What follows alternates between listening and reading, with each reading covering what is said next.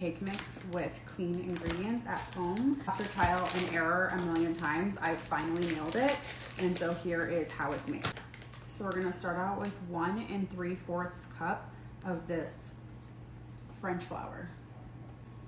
And we're gonna do 1.5 teaspoons of baking powder.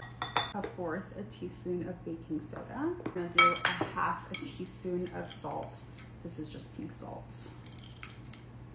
I'm gonna do 1/2 cup of sweetener. I'm doing sugar-free, so I'm going to use this Truvia granulated all-purpose.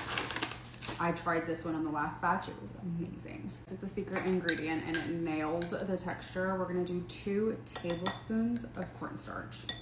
I'm telling you, you cannot skip this part. That chewiness.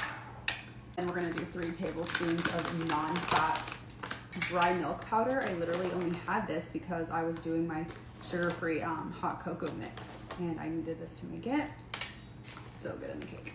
Next, we're gonna use this Oikos 23 grams of protein vanilla, 0 sugar yogurt. It's so good.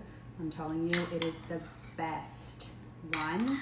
And it has the best vanilla flavor too, and it makes the texture perfect and gives you protein for your cake. And we're gonna do 1/4 cup of water, 1 tablespoon of this maple syrup, not the Mrs. Buttersworth kind, the real one. And 1/4 teaspoon of this butter extract. Can't really leave this out because this is what gives it the magical, like, Pillsbury flavoring. We're just gonna mix it together and see how our texture is. My bigger bowl is being used right now for sourdough because I'm making a bunch of sourdough recipes. But we're just gonna see how this is, and if we need to add more water, we will. So we're gonna add 1/4 cup of water. I couldn't remember if I had done 1/2 or 1/4. It's 1/2. It's definitely 1/2. Here is the texture. And when I tell you, it smells just like Pillsbury vanilla cake mix, like the funfetti one, you know? Oh my gosh. This part is optional and you don't have to do it, but I'm going to add a teaspoon of these dye-free decorating sprinkles to make it fun. It literally adds 20 calories to the entire batch, but it's gonna make it so fun. She's stunning. Parchment paper, sprinkle it up so it doesn't try to fly away. Okay, now we're gonna spray it with avocado oil so it doesn't stick, and dump in the cake batter. So perfect. We're just gonna spread it around so that it's even. Optional, again, you can top it with some sprinkles, just like a light thing across, just for looks. And then it's gonna go in the oven on 350 for like 20 to 25 minutes. So this is 350 for 20 minutes, golden brown. Alexa off.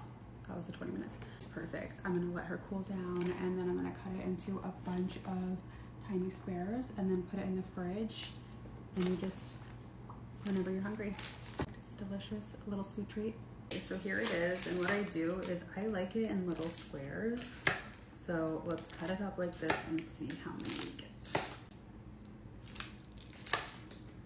28 little pieces, and let me just show you. Look, like this is so fluffy. I think the yogurt just makes it perfect. Like soft and moist and like chewy. It's just really good. I don't know. This is my 3rd one I've made this week.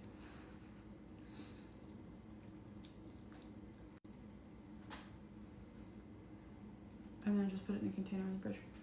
If you want the full recipe sent to you, just comment cake mix below and I will DM you the step-by-step recipe, ingredients, macros, and everything you need for these perfect little cake bites.